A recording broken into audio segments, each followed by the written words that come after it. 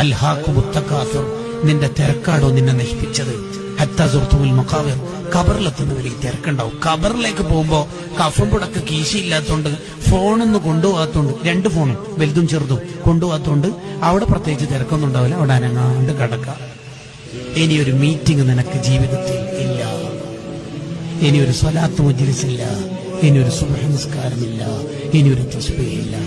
മരണം മുതലുള്ള കാലം പ്രതിഫലത്തിന്റെ കാലമാണ്.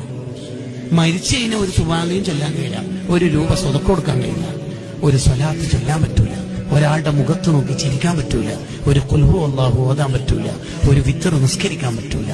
അത് മരിക്കണവരെ മാത്രം. സ്റ്റോപ്പ്. നീ തിരക്കഭിനയിക്കരുത്, തിരക്കഭിനയിക്കരുത്. സ്വലാത്തിന് വരുന്നില്ലേ, ചെറിയൊരു തിരക്ക്. മീറ്റിങ്ങിന് വരുന്നില്ലേ, ഇന്ന് കുറച്ച് ഷോപ്പിൽ തിരക്കുണ്ട്.